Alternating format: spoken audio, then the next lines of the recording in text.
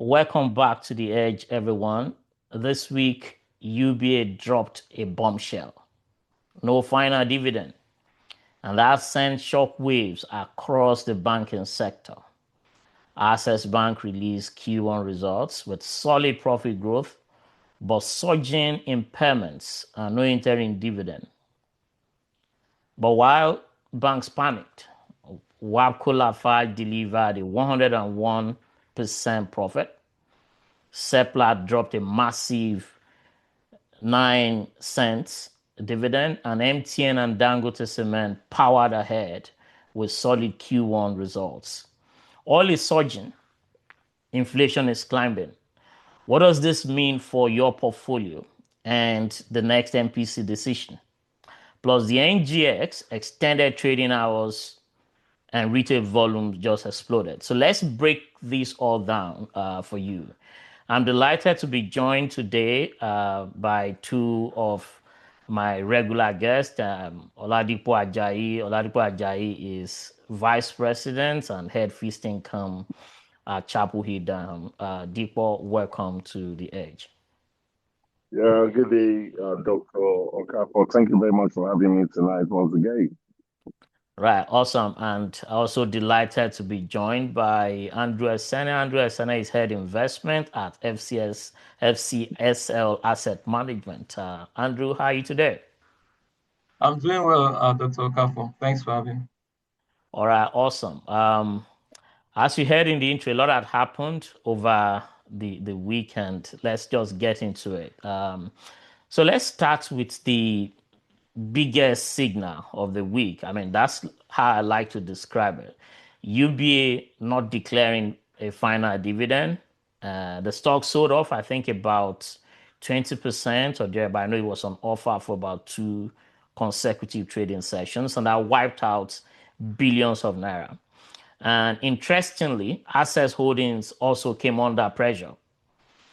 Access has now released its Q1 2026 results showing profit after tax of about 217 billion naira, which is up by about 18.5% year on year if you compare it with what it did last year. But with a sharp surge in impairments to about 73.8 billion. That's about 236% growth or 236% over what it did over the impairment charges last year. And that's beginning to raise some concern. As I mentioned earlier, no interim dividend or even full year 2025 dividend was announced. So for UBA, I'm thinking, was this a one-off prudential move or a start of a broader cautious across tier one banks? And is this the market now pricing in dividend risk? Because not something I've seen, previously, that the market appears now to be pricing dividend risk across the entire banking sector. Andrew, let me start with you. Okay, thanks, Doctor. So I think it's both positions that you've mentioned will come into play. On one hand, the bank is writing off its impairments, and we've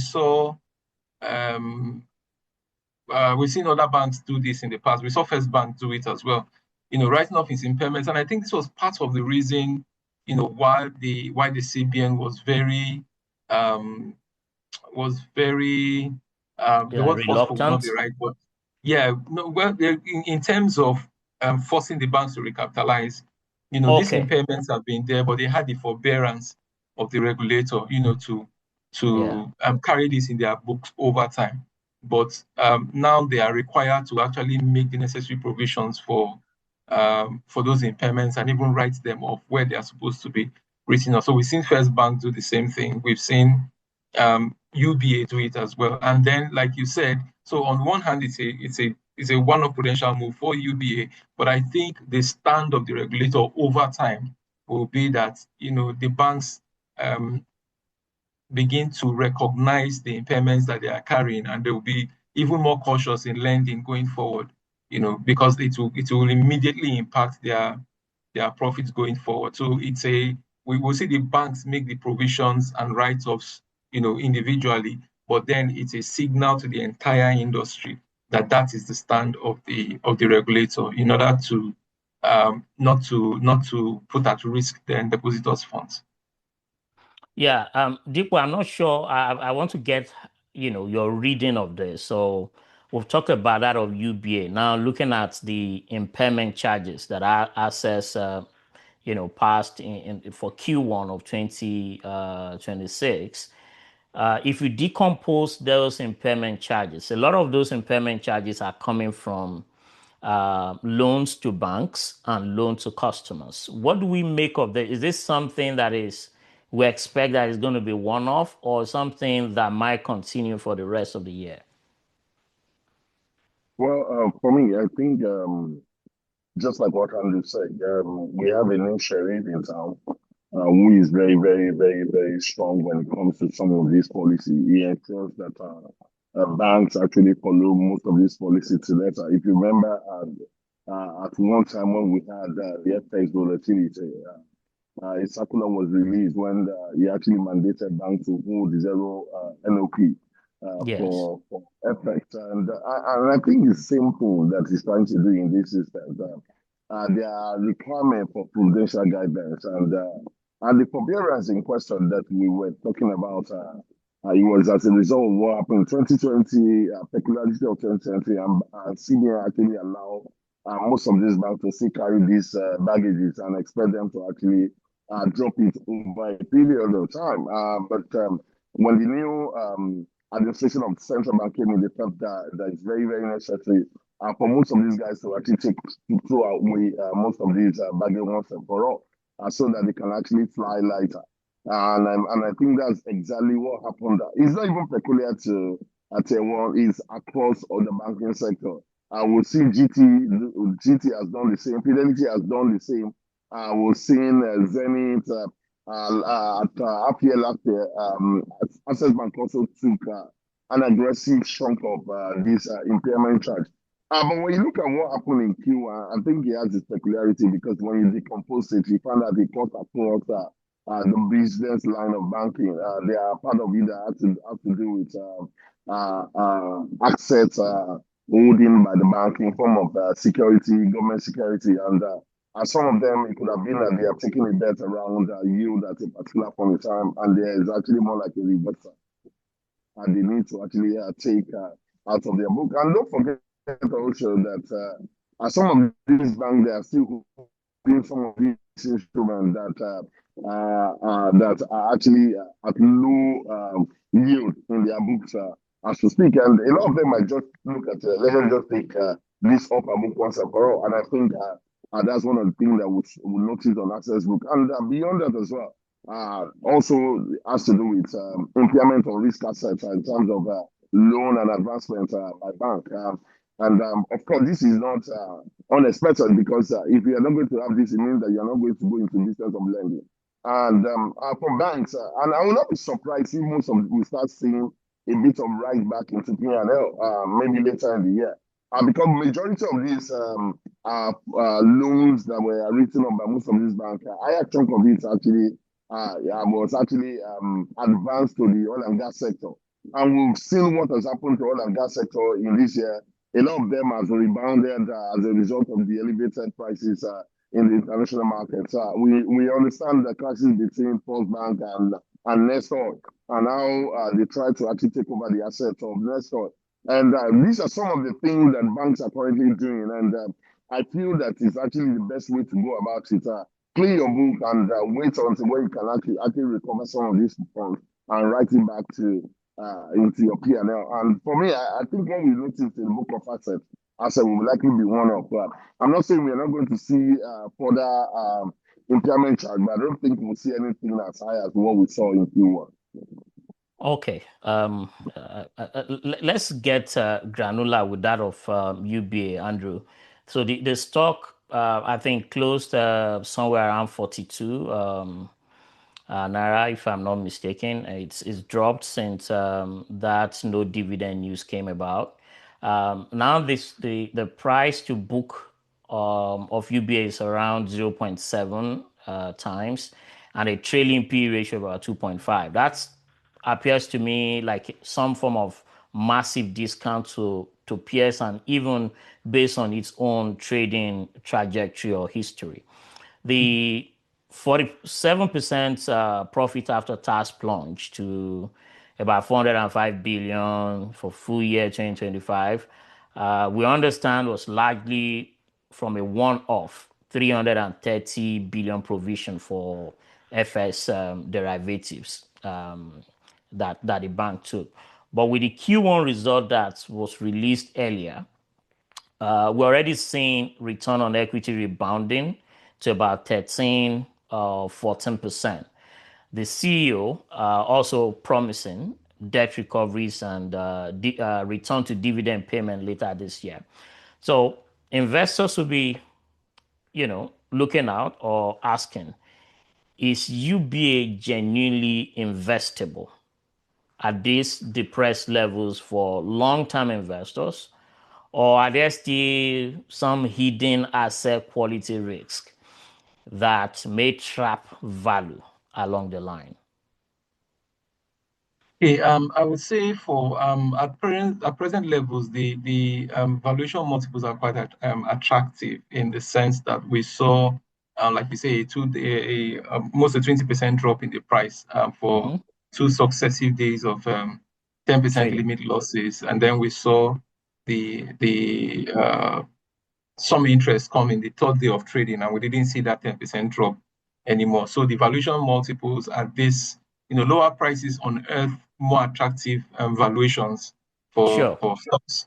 And so that's at that level, it is attractive for long-term investors.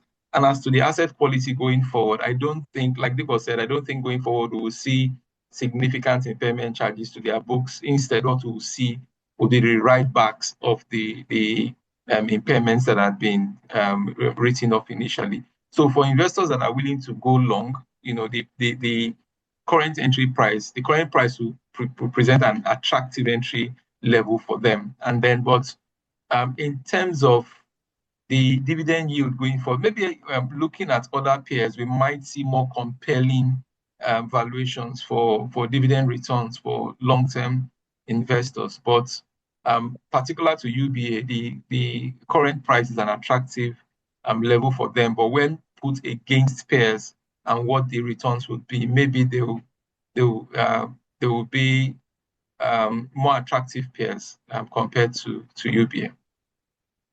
Okay.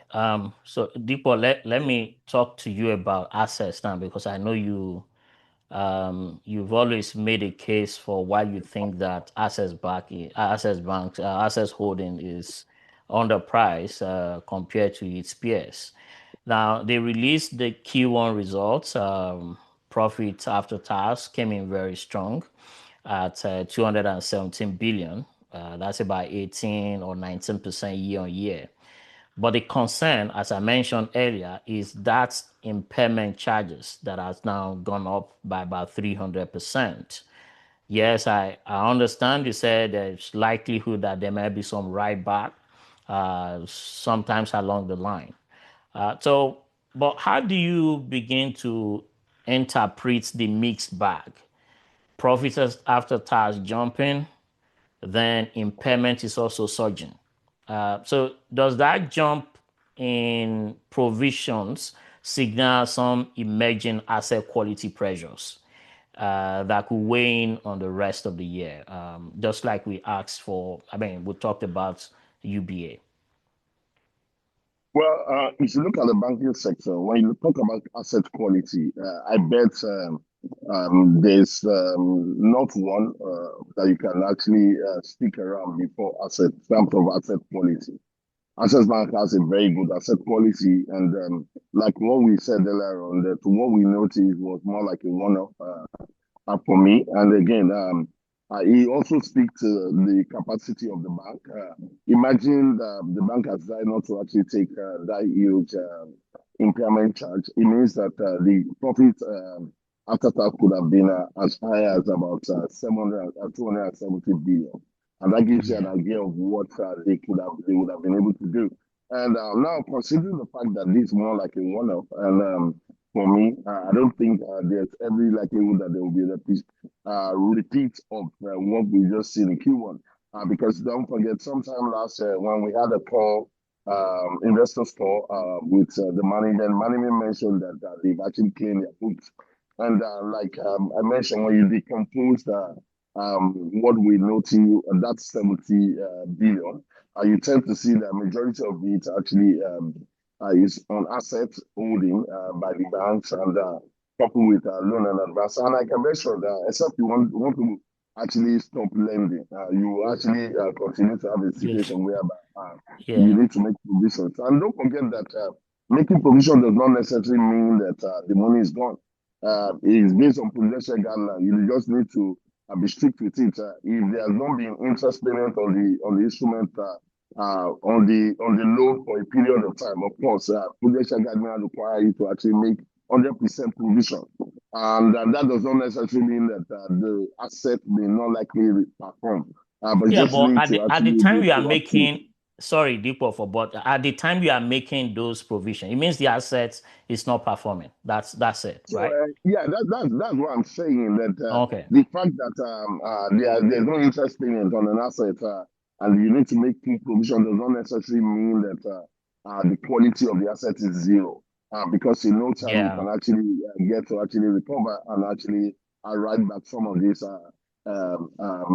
asset back into your P&L. And that's why one of the reasons why I feel that assets still sound very great. And like I mentioned, look at the performance in Q1. I think it's actually a stellar one because what we've been seeing on asset now is that beyond the expansion now, they've now actually silent they've gone silent on the expansion. What they are now doing is to now sweat the asset they've actually acquired over a period of time. And that's one of the reasons we'll be seeing more of that diversification of income or revenue on the part of the business, and which I see as a very good one. And so it simply means that if you look at what average Q1, let's just say average Q1 over a period of a year, meaning that by the end of the year, we may likely see assets actually posting very close to 1 trillion by the end of year as profit after tax. And it gives you an idea of the capacity of the bank. It gives you an idea of the fact that investor locking investment into that bank actually has a better opportunity in the future. And like we always say, horizon is very key. What's your investment horizon? Are you investing for 1 month, 2 months, 3 months? If you are doing that, maybe names like this may not be the right name to actually push your funds into. But if you are more like a 1 year, 2 year, as a 1 year, 2 year horizon, I don't think some of these names are actually a bad one for you to actually put your funds in. Because when you see the way at which management or the banks are actually sweating the assets, it gives you an idea of what they could do by the end of the year. 1 year, 2 years. I don't know. Is that so? 2 years now? Is it medium term or long term? But I mean, that's for me, people 2 begin. years more like 2 years more like a Investors will long be term. wondering, like, No. why should I be in a stock that is it for my retirement purposes? But So let me. 2 years is a long time for me in terms of these. And don't forget, with these 2 years does not mean that there won't be dividend income. There will be dividend income which will come more like a cash flow to you. But well, it depends on your exit strategy. If you are looking for like a 50% return, you can actually get that this year. But if you are looking to get like, if you have seen the way GT has moved, you see the way Zenith has moved, and you are also trying to see lock into assets to also actually enjoy this level of movement that you have seen in other banking name. Of course, it means that you must be able to actually wait longer. Okay, I'm not sure Andrew shares your optimism, but Andrew, with the Q1 results, we've seen the clear picture. They've made that they published their Q1 results. I'm talking about access holdings now, so there's not going to be dividend. Now, this announcement came in whilst the market has closed for the week. How would the market react tomorrow? I mean, how would the market react when it opens? Because I think towards the end of the trading session last week, we saw that huge amount of crossing, block crossings, I think around 26 naira ahead of the release. So now the result is out there. Does that change the investment case? And where do you see the stock like heading in terms of valuation support? And obviously we'll talk about their full year dividend expectations. Now they've not come out to say whether they're going to make any dividend payments for full year or not. Just that information is not currently available. So how should investors trade Access Bank, or what should we expect at market opening tomorrow? I think a similar trend to what happened to UBA will play out for Access Bank. Maybe not as deep as what we saw with UBA. So it closed at 26. So it would likely, to my mind, open limit down 10% on Monday when trading begins. And that is because of the disappointment from the no dividend position. Before the release of the full year numbers, the bank had actually informed the public that their results had been filed with the regulator. The board had recommended a dividend. So this was more like the regulator's position, not allowing the bank pay the dividends majorly because of the write-offs that were done, and then not allowing more funds to leave the banks in terms of cash flow, and then reducing its buffer positions. I think that was majorly the position of the regulator. So investors would react to the news of no dividend itself. Investors will first react to that, and we will see the bank limit down. By the second day of trading, we may begin to see some interest, given, like Nick said, the new position of the bank to sweat its existing assets and consolidate its position instead of the expansion drive that we had seen before now. By half year, I expect an interim dividend declaration to come into the works. So we may not get as much beating as what UBA saw, but investors will react negatively at the open of trading in the new week. So are we looking at some 2021, 22 levels by midweek? No, it may not go as low. Maybe around 22, 23. It's currently at 26. So a 10% down would take us maybe to about 23 thereabout. Yeah. 23 So maybe 22, 23 levels would become an attractive entry point for other. And during this limit down movement, there are short-term opportunities. By the third trading day of UBA, traders were positioning to pick at 40.10. And those who bought at 40.10 were able to exit the same day at around 44 naira, almost a 10% upside. Oh, that's about 10% jump. Yes. So we would see that while there is a sell down by those who were expecting dividends and they did not get it, day traders will be watching for the opportunities to buy at the low and exit at the high possible for that day. Okay, so we expect that there's going to be some negative reactions, and then we expect some support level to emerge towards midweek, and the stock to continue to trade around, the level where investors actually price it based on the information available. Let's talk about some non-banking stocks now. Dr. Campbell, let me quickly chip in something. Okay, yeah, please go ahead. I think investors need to be a bit careful on actually looking to wait to see assets actually trade low. Don't forget that assets was punished the same way UB was punished. Access Bank opened at 33 on that fateful day, and it was beaten from 33 to 26. And one of the reasons why investors actually sold an asset was the notion that in as much that the regulator has failed to release the financial of Access Bank, it simply means that they may be in the same shoe with UBA and also Fidelity Bank. And we saw these three banks were heavily beaten. Access Bank had lost also about 20% already two effective trading sections, and it was at the third section that we saw a bit of reprieve to around 25.90 thereabout. And that's where the bank has continued to trade. So what I'm trying to say is that investors need to be very careful. You may say you want to go and position around 23 levels. I mean, you may not see any because it could be that the market has fully priced that into the valuation of Access already, because the stock has actually lost about 7 naira already from the 33 naira where it actually peaked before the announcement by UBA, and now it's currently trading around 25.95. So it gives you an idea of how the stock has reduced. So investors just need to be very careful. If you need to position, just look at the market carefully.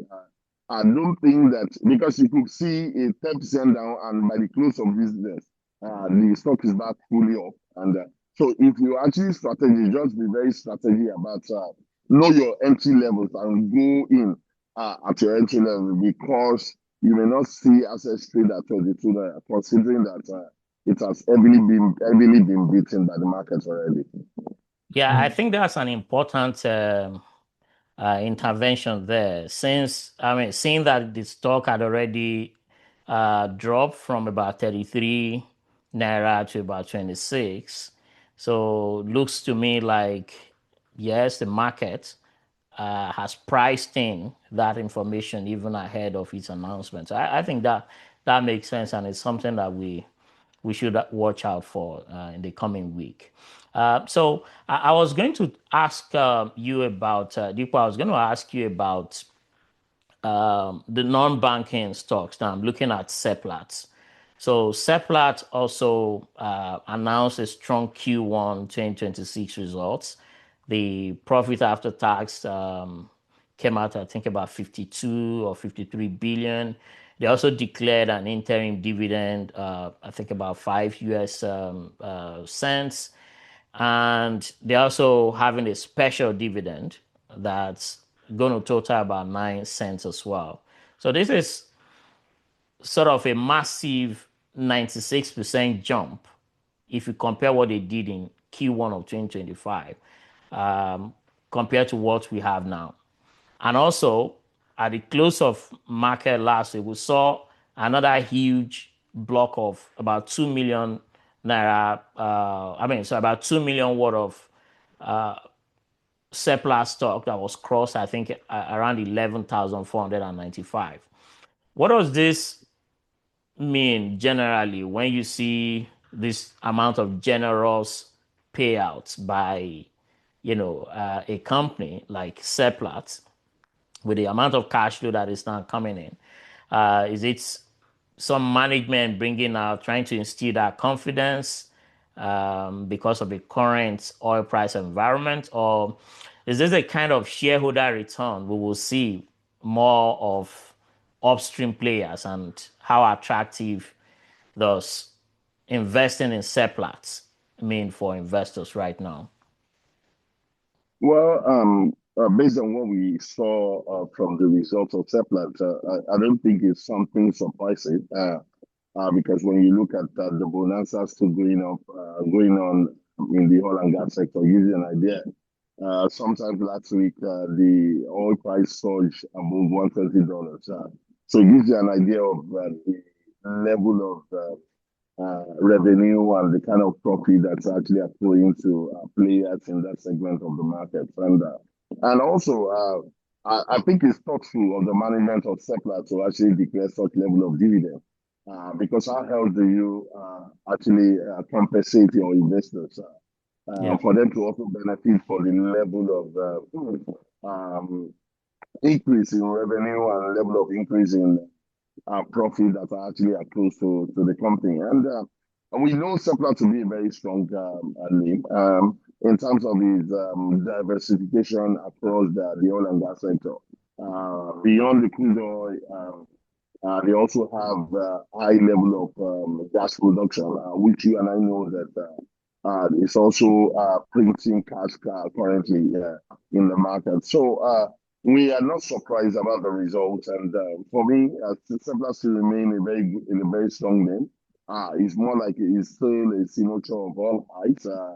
Foreign investors are still chasing this instrument in the market. And to also further confirm that we saw, just like what you mentioned, about 2 million units crossed around 11,400 something levels on Friday. So it still gives an idea of there are still a lot of buyers in the market. People still have the view that this instrument will actually try trade beyond this level. We're seeing target prices by analysts in the market as high as 15,000. And some even have it north of 15,000 as their target price. So it simply means that there's still upside close to about 35% still available to people trying to actually take advantage of that name. So for me, Seplat is very strong. For me, and I also think that it's actually very thoughtful of the management to actually compensate investors in this manner. 5 cents as normal dividend payment, but beyond that, there's a special dividend payment that will also be timed the oil boom dividend payment, and that sounds good for me. Okay, Andrew, is the 9 cents dividend payment, is it attractive enough for investors to want to consider Seplat at current levels? Yeah, trading at the close of markets on Friday actually showed that was the case, because it closed on full bid at I think 11,495 thereabout. So it showed that more investors were looking to position in the stock. And Seplat, I think maybe apart from NIDF, is one of the very few stocks that offer quarterly dividends. So that is for income investors, that is quite good for them. So that's regular cash flow is quite attractive. So it closed on full bid on Friday. So that shows that investors were really attracted by that, by the dividend, and then by the periodicity of it.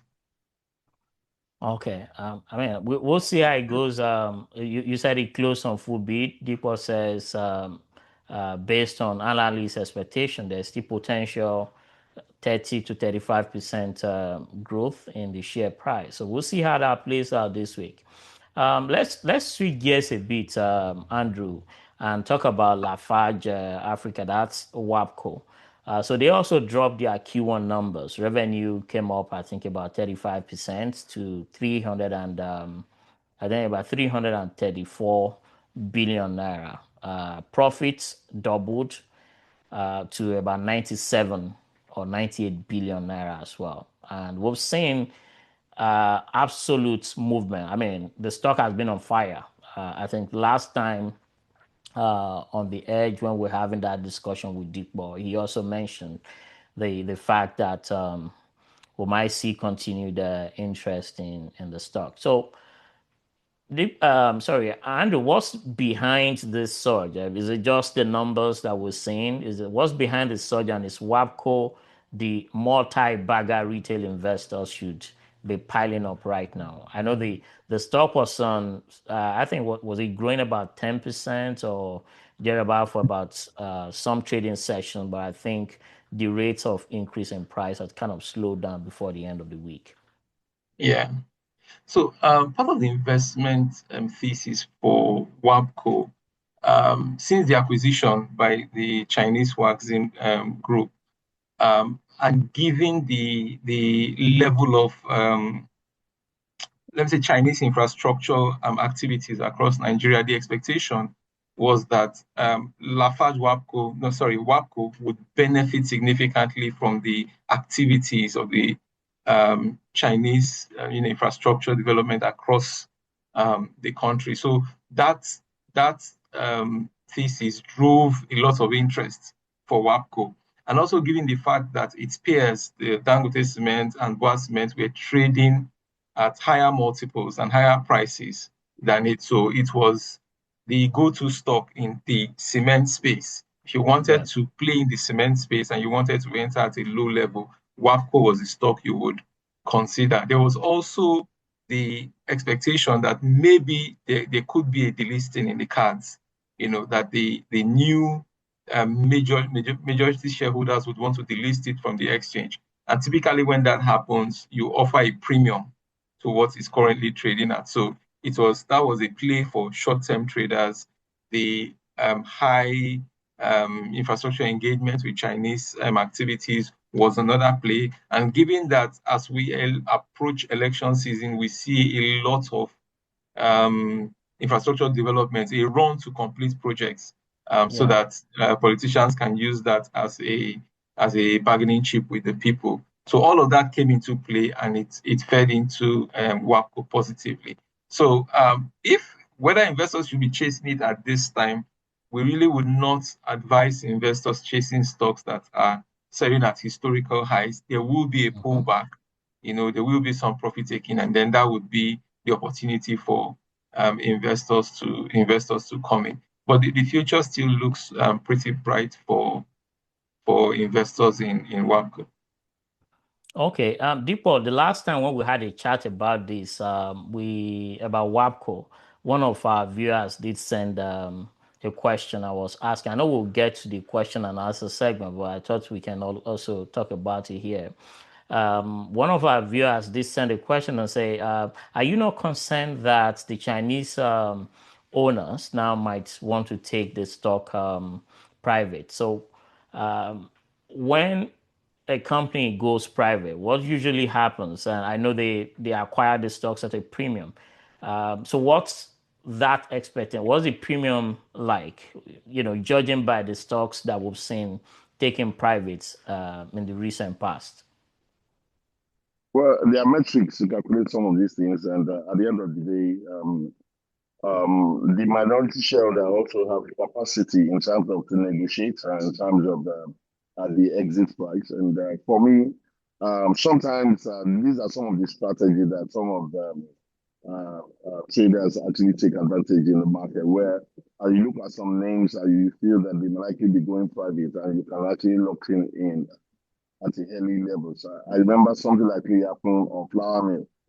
When flour mill was around 44 naira, there were news in the market that they would likely go private. And between 44 naira and until the day it was taken out, I think investors were taken out at 87 naira. And we gives an idea of close to about 100%. 100% premium. Where it was when the information starts hitting the market.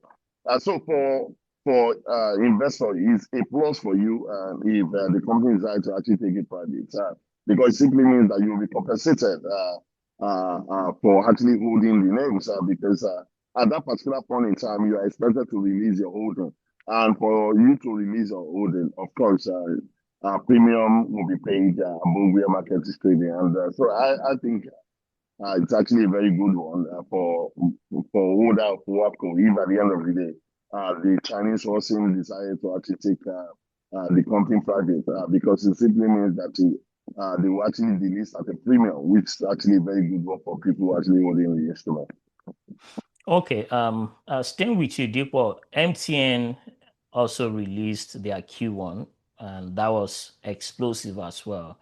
Revenue hit about 1.5 trillion. That went up about 42%.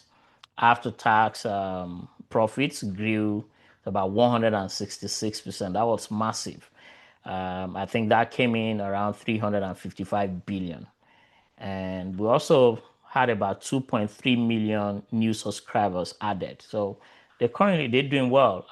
Though they are not making any interim dividend, but the 15 I think the 15 naira dividend payment is due to be made this coming week.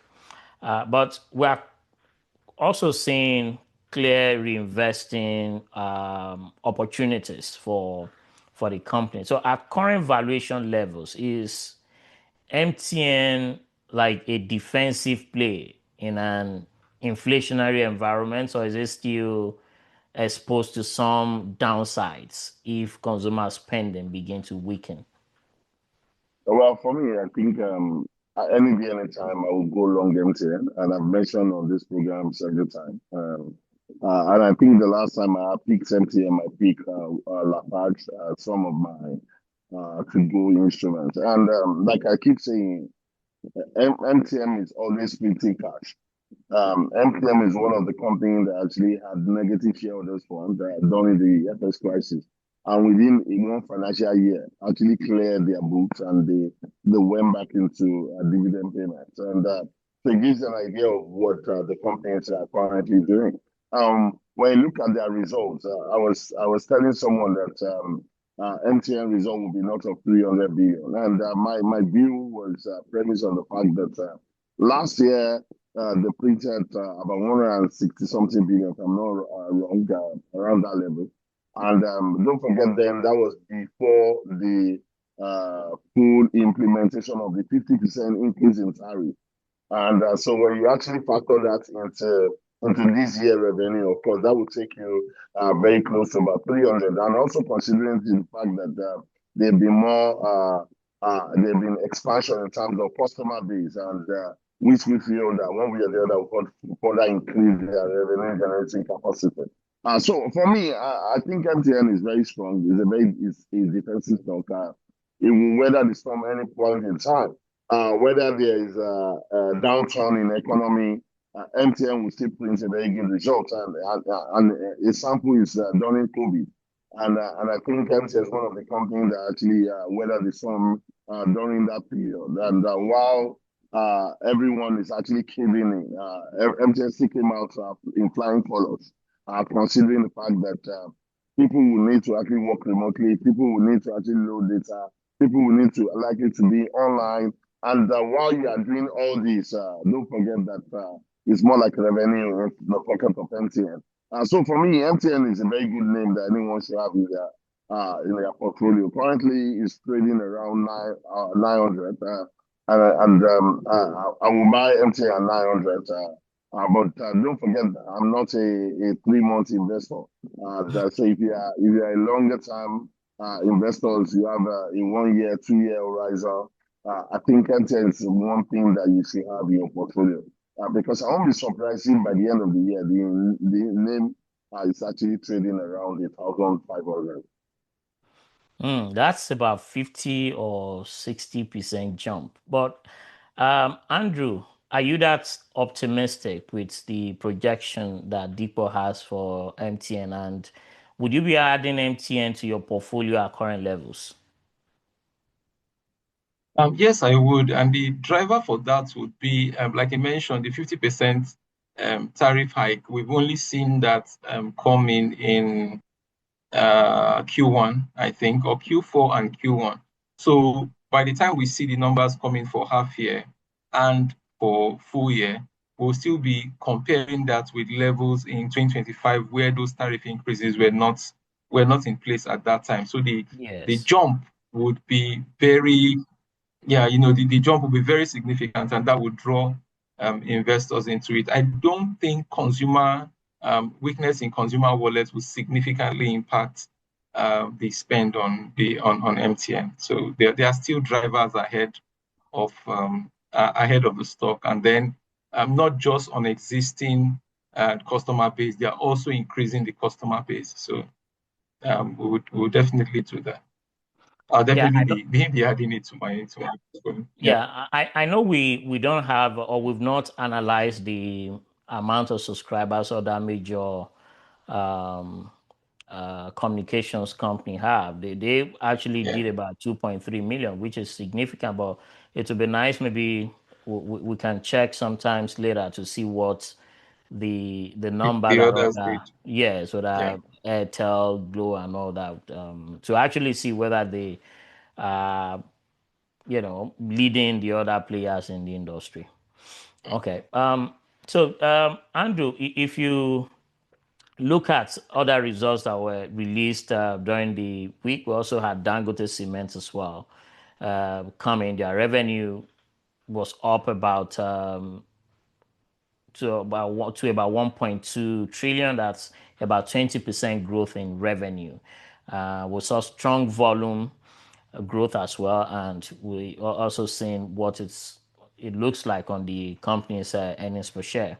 So it's been a major driver of the markets, the stock markets, the NGS rallies when Dangote Cement is, moving ahead. So it's been a major driver of markets record run. So the question would be: is Dangsem a stock you'll be adding to your portfolio at current levels? Is it still attractive? The price of jump. I mean, the price has gone up in recent past. Is it still attractive, or you would rather stick with the likes of WAPCO? No, I will still go with Danksem. It is a market leader. And then given the level of infrastructure deficit in Nigeria and then across Africa where it has expanded to, we will continue to see that driver in its revenues.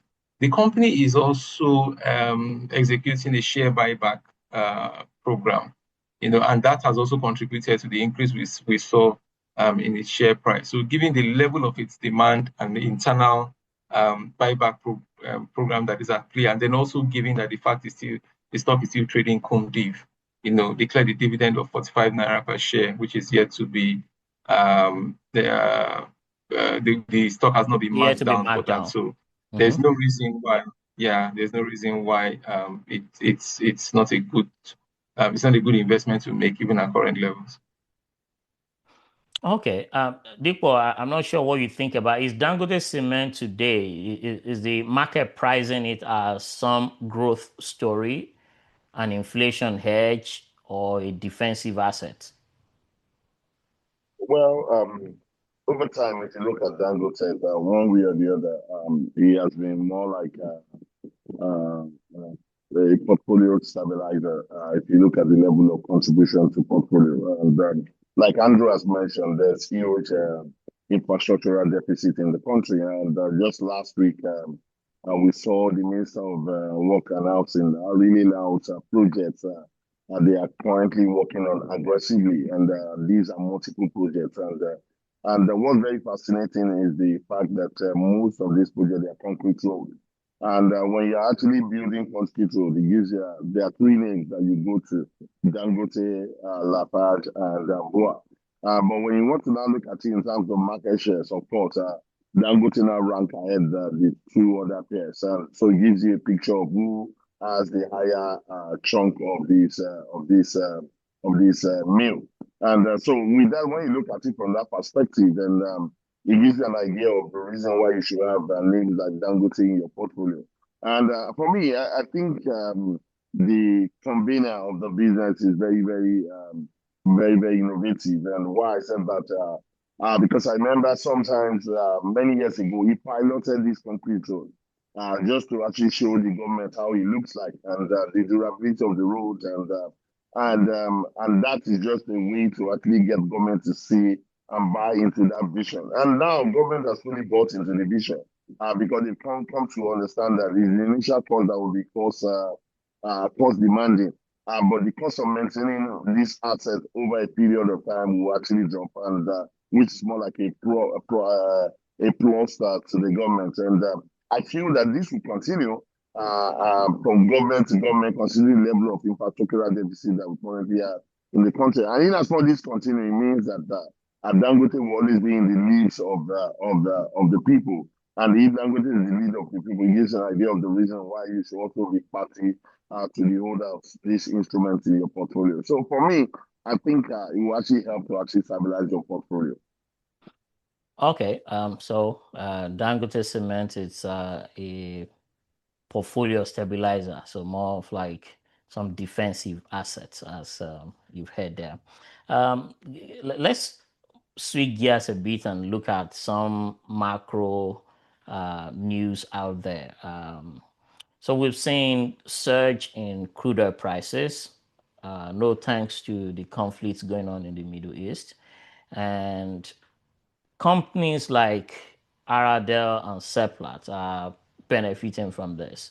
But we've seen inflation also going up as a result. So with the next MPC coming up, which is in May, how would the rising prices influence their decisions. And we're also seeing other economies pause or hold easing. We're seeing central banks react cautiously. Over the past week, we've heard from Bank of England and some other economies um, reacting cautiously. So previously was everyone trying to cut rate, but that's not what we're seeing now. There's general rise in prices globally. So for Nigeria's next MPC meeting, is the bigger risk tightening too much or not tightening enough? Let me start with you, Andrew. I So the posture of the current MPC is inflation targeting. I believe the numbers for the month of April will be out before the MPC meeting. So that will really feed into what the MPC decision will be. We went from 15.06% to 15.38%, at the last reading, at the last inflation reading. And given the level of energy prices, we expect that there will be further increase in the inflation rate. So I'm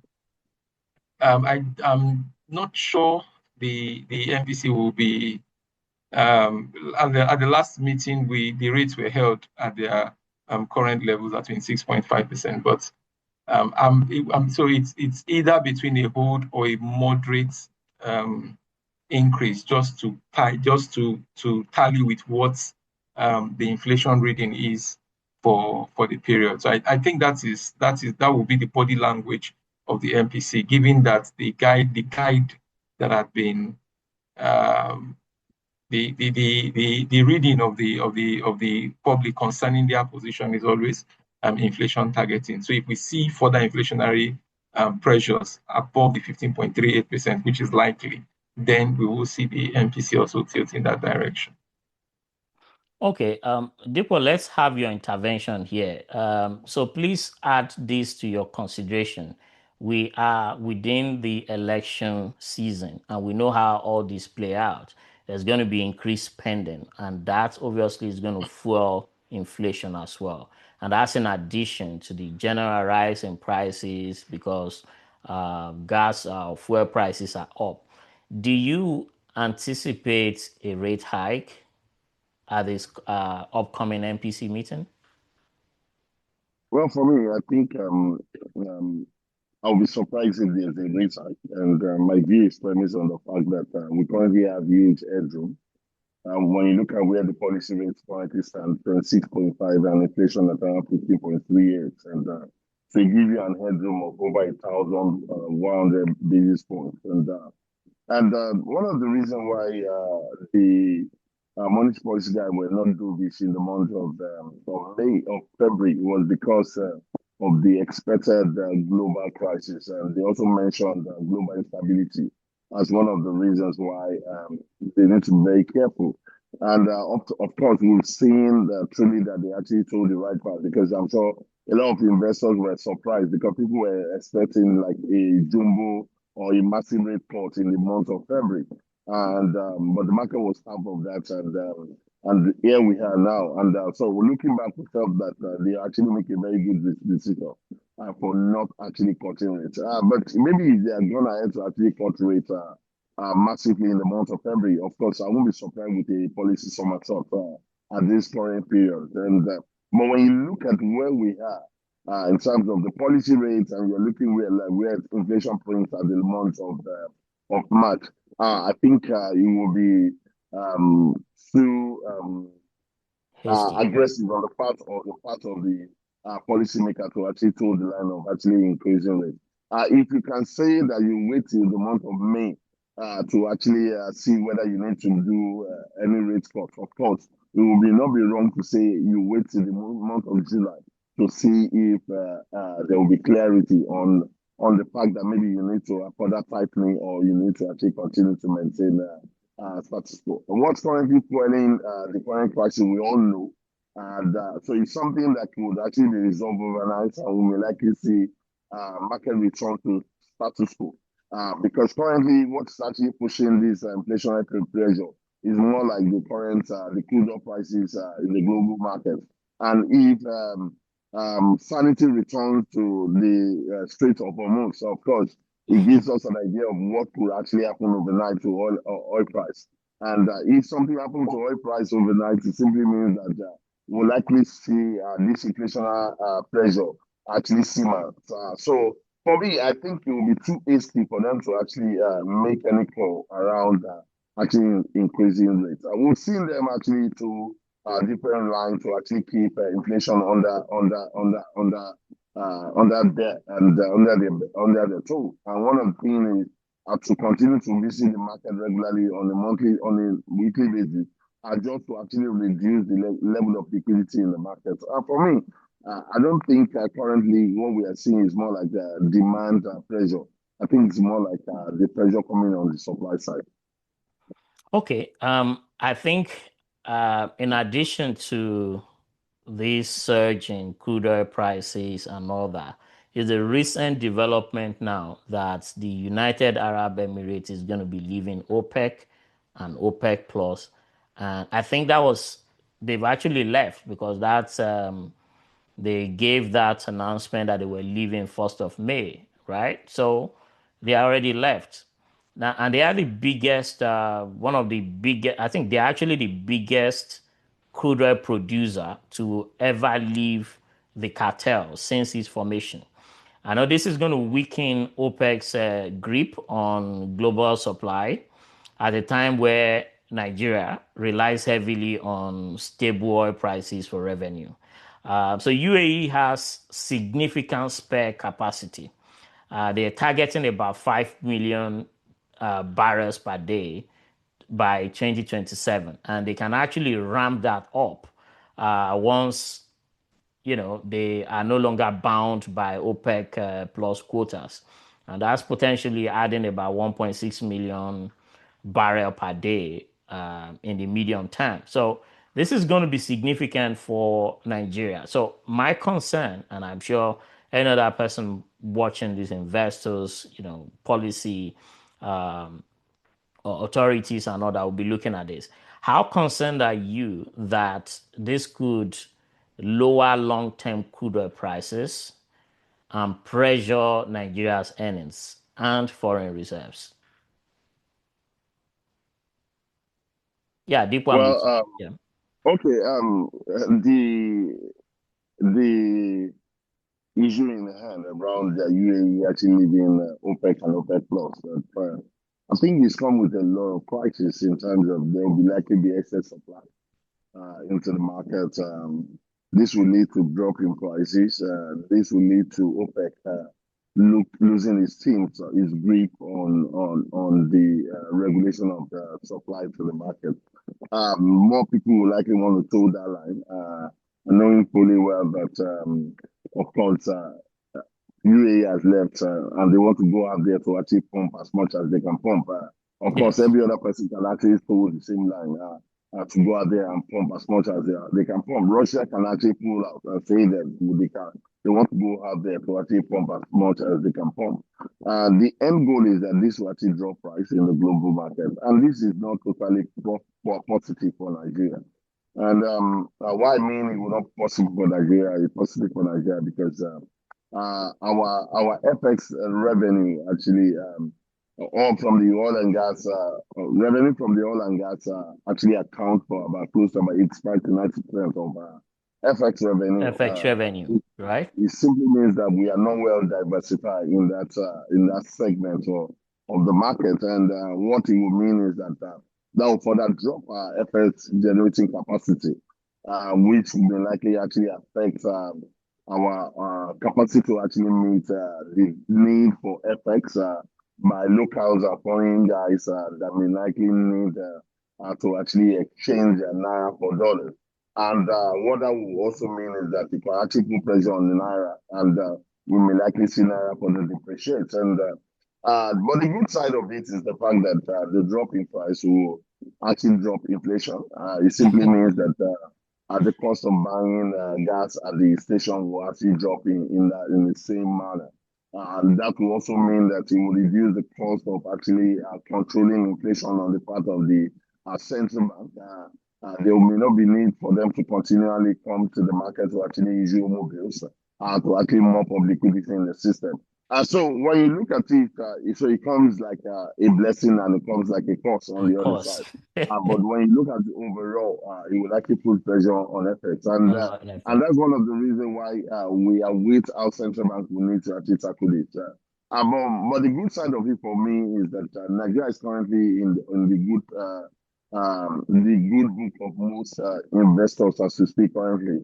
When you look at the market, there's a lot of cheap instruments currently in the market that a lot of foreign investors are actually looking at. There's automobile for them to actually invest into. There's treasury bills for them to actually invest in. Also, they're also very active in the bond space as well. And don't also forget that they're also very much in the equity space as well. So if we're able to actually continue to attract foreign portfolio investors, that may likely help us to actually stabilize the volatility that we may likely encounter in such a time as that, while the end goal is to actually find a way to continue to actually be foreign direct investors into the country. Okay, Andrew, with just similar to what the question I posed to Deep, now the UAE is going to be free to pump as many oil as they want once the Strait of Hormuz situation eases. So what are the wider implications for foreign exchange stability, Naira outlook, and government revenue? Add to that, could this force Nigeria to rethink its membership of OPEC as well? Could Nigeria also decide that we want to leave OPEC? And how should equity fixed income investors be positioning ahead of the volatility in oil prices? Straight up, I don't think it would be in the interest of Nigeria to take the same route as the UAE. They have the capacity to ramp production, which we do not have. We're even struggling to meet. We're just at our OPEC quota of 1.5 million barrels per day. So it would not be in our interest to do that, because we will not be able to supply as much as we want to the market. In terms of the impact on the FX and fixed income market, so the high crude oil prices, we've seen that in reserve levels. Reserve levels have been very robust in recent times, and even we've also seen that in FX stability. Against the Naira, the CBN always intervening, having the power to intervene in the market to maintain that stability in the market. And that is also part of the reason why we are seeing increased FPI flows into the equities market. So the elevated oil prices has fed positively to our foreign reserve levels, and then the attraction of foreign portfolio investments. If there is a tweak in that balance, in the sense that we start seeing falling oil prices because of the increased supply from the UAE, then we will begin to see investors review the position. And then it may not be an immediate hit to our own position, but over time, if oil prices continue to trend downwards, on account of increased supply, and then we see a resolution of the Strait of Hormuz position between Iran and the US, then investors will begin to reconsider their position, especially for foreign portfolio investors, to reconsider their position in Naira assets. Dipo, do you think Nigerian investors should be hoping for a resolution of the crisis in the Middle East, or they want it to persist? Nigerian investors? Yes. I think that for me, Nigerian investors are currently praying that the crisis is actually resolved. not much people are actually positioned in Seplat and Naira. Okay. But when you look at what is happening in other segments of the market, it's actually creating more of that lowness in other segments of the market. You look at what's happening in the fixed income space, and the market has been very quiet, and we've not been seeing a lot of activity in that segment of the market. Investors are very careful to actually be aggressive at such a time like this because you don't know what policy the monetary policy guy may be taking to further want to cope the biting inflationary pressure. So a lot of investors want that to actually be resolved, but maybe holders of Aladel and Seplat may think otherwise. But when you look at it all in all, I'm a holder of Aladel, I'm a holder of Seplat, but I still want things to be resolved because for me, we are not feeling the so much impact of this FX generating capacity as a country. Just like what Andrew said, we barely produce a million 500. I think we got to 1.8 or thereabout. But don't forget that's where we are now. Don't forget that include condensates. And yeah, so basically what we're still producing around 1.5 million barrels per day. It simply means that we are not actually maximizing this elevated price. And don't forget before now, the last time oil was trading at this elevated level, that was around 2013 thereabout. 2010 thereabout. Don't forget that we were producing about 2.4 million barrels per day. Yes. So it gives you an idea of what we are currently leaving on the table. And that's why I feel that imagine we are producing up to like 2.5 million barrels per day. Can you imagine the level of aggression we currently have in our reserve? Can you imagine the level of stability you'll be talking about on Naira and the firepower of the central bank to be able to actually defend the currency will actually go to another level. So for me, I don't think it's something that you want it to continue because of the biting effect on an average Nigerian because of household prices of household. Just last week, when the oil price actually shot above $120, the price per liter actually went from 1,245 naira to 1,330 naira. So it gives you an idea of that's close to about 85 naira increase. So these are the daily occurrence that Nigerians are actually feeling.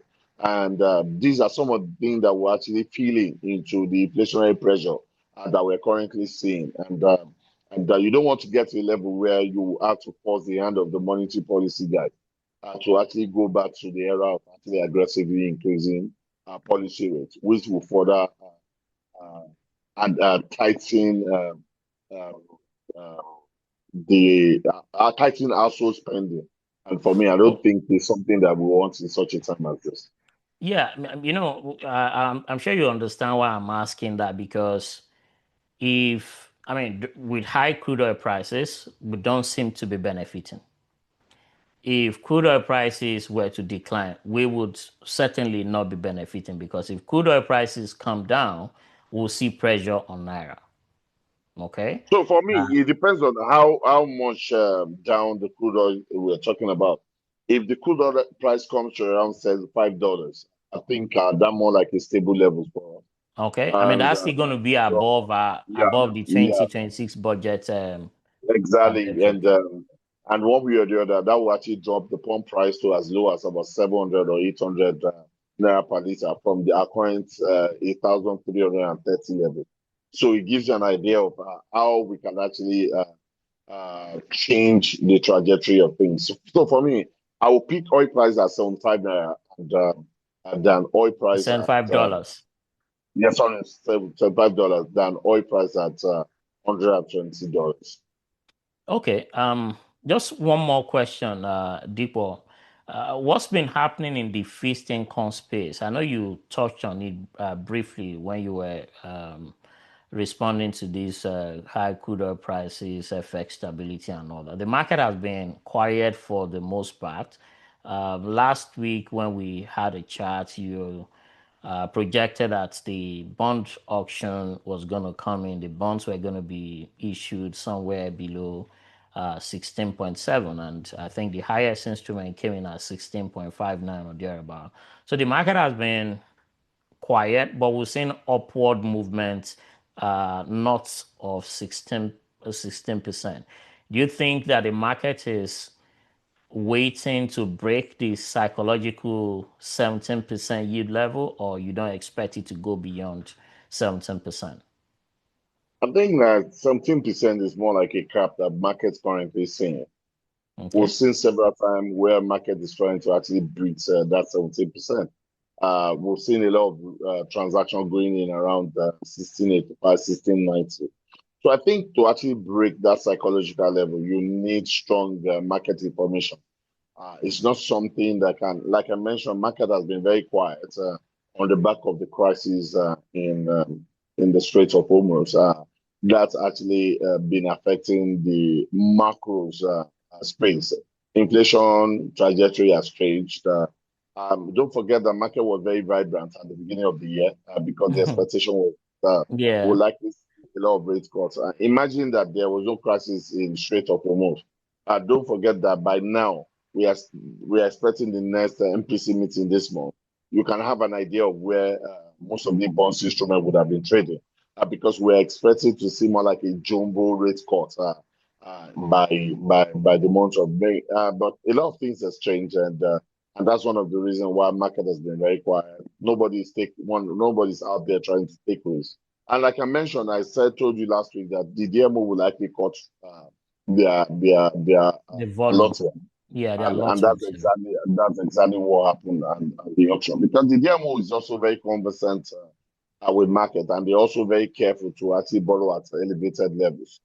So when market came in with trying to actually lend at elevated level to the government, the DMO actually decided to actually push back and actually take just a small volume. And I'm not sure the DMO didn't even offer a lot up to like 50% of what was offered. So it gives you an idea of how the government also is thinking in such a time as this. So for me, I think that 70% sound more like a cap to the market, and I think we need strong information strong negative information that would actually help to actually break that 17% barrier. One of these is that if inflation prints around 16, maybe 16, 50 or 17%, of course, that means that will actually force the monetary policy guys to actually do something. And if that is the case, of course, we'll likely see that huge push in yield above 17%. Okay. Let's see how that pans out this week. Andrew, let's talk about the market structure now. We've seen that the NGX has moved from the normal 9 to 2:30 trading period to now 9 to about 4 p.m. I think that's already started. So we expect that with more time available for trading, we expect more liquidity to also come in. Is that what you're saying? Have you started seeing that change in the amount of probably retail or institutional trades coming in? Or is it too early to tell? It's not too early to tell. From the start of the extension from Monday, if we compare that to trading volumes and values for the trading days of the previous week, we have seen higher trading volumes and values. And on a week-on-week basis, I don't have the data for the week-on-week basis, but I'm sure that those figures will be a lot higher than what we saw the week before, even though there was some concentrated trading on high caps, the likes of Aradel, Boasem, Dangsem within the period. But even if we look at the volume and the market depth in terms of the number of listed entities traded, then we'll see that it's significantly higher than what the week before had done. The extended trading had only lasted for 1 week. So if we compare week on week, we'll see that we're we are seeing higher numbers than what was recorded the week before. So that's it's actually a positive for the market, whether the traders are retail or institutional or foreign portfolio investors. It is still good for the market. The overlap that the extended trading time gives for FPIs to trade our markets for a longer period is quite good. And to mention that maybe one of the first beneficiary of this is not even the traders. It is the platform on which these trades are done. The NGX group itself, I think investors should start looking at that particular company. It's a listed entity by itself. And then if we see this increased trading activities on the platform and the fees that accrue to them, then by the time we start seeing their Q2 and half-year numbers, this will report there'll be a significant leap in their revenue. So that's one company that people should look into. Yeah, and I agree with you, Andrew. Maybe it's something we need to do some kind of deep dive to understand the pattern of trading from, previously we closed it, I think 2:30, right? The pattern of trading from 2:30 to 4 p.m., to see to understand what goes on around that period. And you already alluded to the fact that we're beginning to see increased volume. Now, I think the figures for Q1 2026 in terms of retail participation in the domestic market came out, and we've seen that surge to about 1.45 trillion.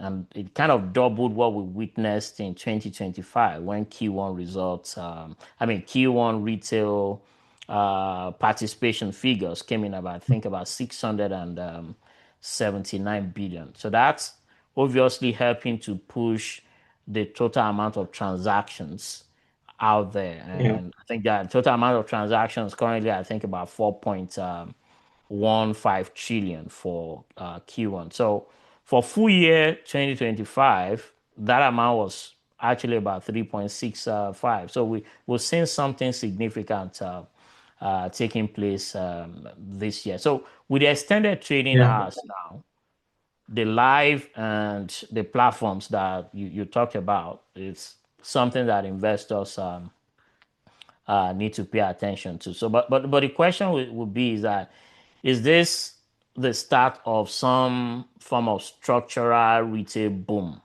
okay, on the NGX, or mostly for hot money chasing the rally to come in? Is it for retail participation or an opportunity or a window for, hot money chasing, securities to come in? And what would this mean for the market volatility and long-term debt for the market? Well, for retail participation, the extended time period favors all market players. It gives you a longer time to fully express your strategy and your tactics in the market. So it's a positive for all kinds of investors, especially for FPIs where we see that overlap. And then given the performance of the markets in the past years, I think last year we were up about 45%, the year before around the 40s as well. That has really spiked retail investor interest in the market, and we are seeing that come into play. So that is expected to increase.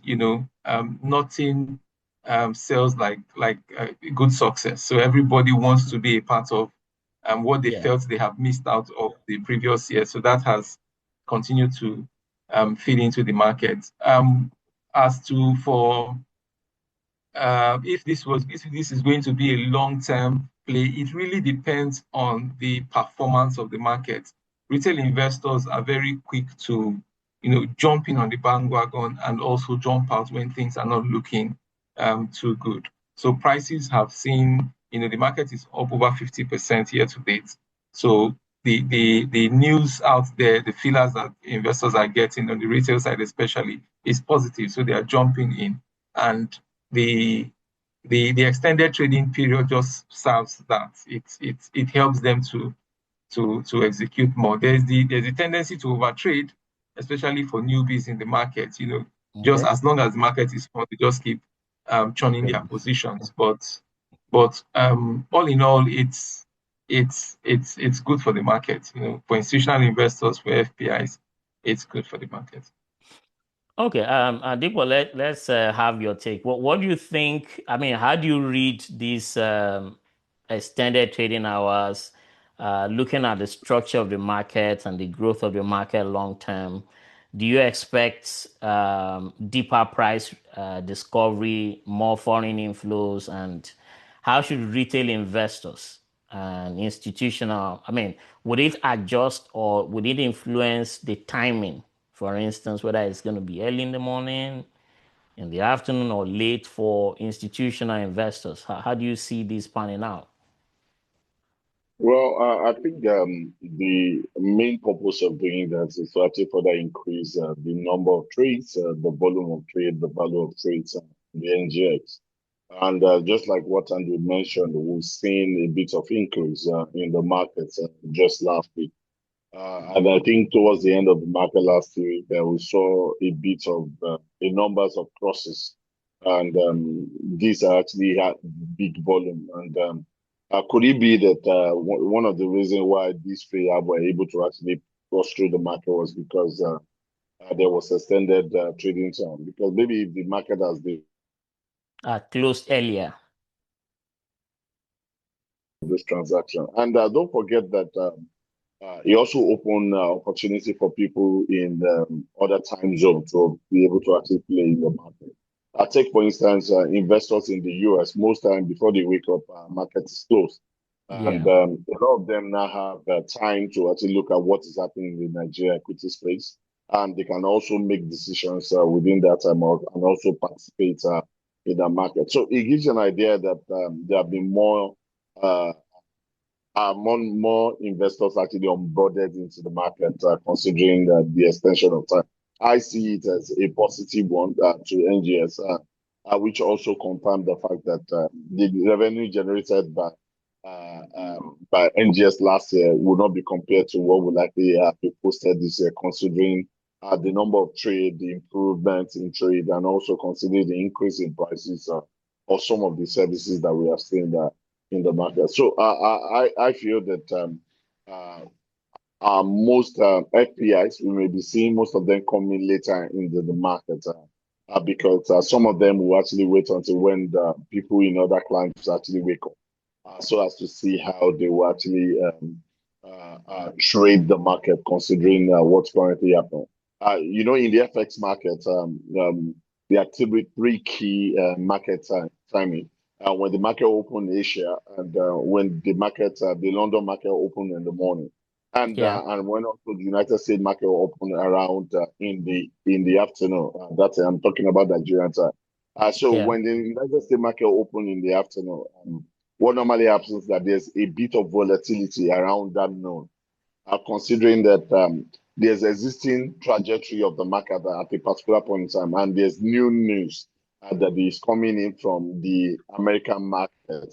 And when the collision between the existing direction of the market and the new information that is coming as a result of the new market that is just open, that will actually create a bit of volatility in the market. And I think that we may likely see that also happen in our own market as well. So for me, I think it's actually a very good one. And also coupled with the fact that sometime later this month, we'll have trade settling T+1. So what the NGS is trying to do is, one, to ensure that cash goods come back to you very quickly when you are selling, so as to actually quickly go back to the market and buy more.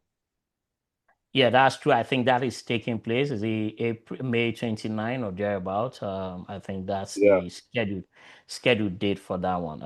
Nice. We're beginning to post them now. Let's get to the section where we answer questions that our viewers have sent.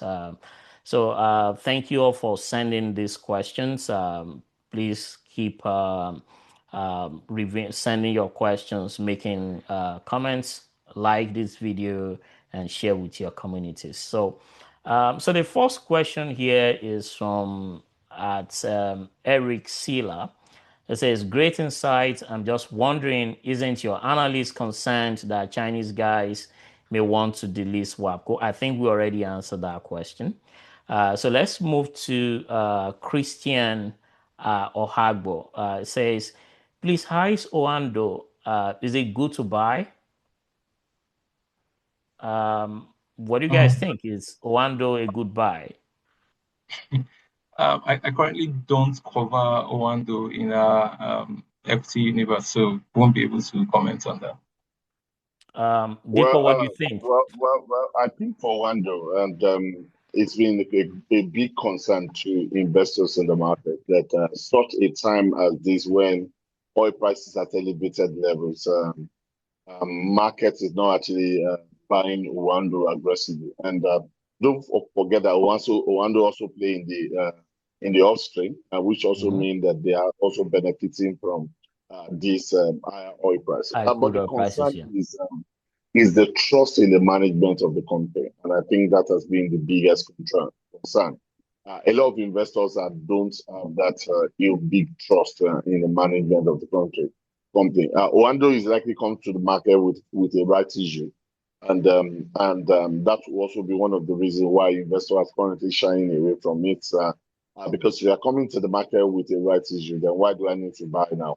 And that's more like a big concern for holder of Oando. I think I would advise the person to hold the instrument. This is not a good time for you to actually want to exit. I think the company will likely post a very good result this year in terms of because of the elevated oil price, and investors can now look at a better time to actually exit when market rally around the release of results. But this, for me, is not a good time for anyone to actually say, okay, you want to sell. I would say you should hold because I feel that they still have potential to actually navigate the company. Okay, and I think that helps to answer the question by the Overcomer 5616 that says, please tell me what I should do with my Oando stocks. Also, honey, flour, hold or sell. These stocks have been falling dramatically for months. It says my losses are already in the thousands. So what do you make of that as well for Honeywell flour? For me, I think Honeywell flour, the buyer or the holder of the instrument did not do a very good job when he was actually buying Honeywell flour. I think at that particular point in time, because I was surprised when I noticed that market was rallying aggressively on Honeywell flour. And that's forced from the activity that happened on the flour mill. And don't forget that flour mill and this Honeywell transaction, they are interwoven at that particular point in time. So our investors were also trying to push the prices up so as to ensure that if at the end of the day they need to delist, they may likely actually take investors at a higher price. So currently, I think the order of this instrument to actually wait a bit. You have lost that window to quickly just exit the position. So I don't want you to actually go out there and sell when market is already at the low. So what you need to do is wait for them to actually release the result. And when the result is released to the market, we'll do a comprehensive analysis on Honeywell. And we'll be able to give you an incisive decision around on what the best decision you can actually take in such a time like this.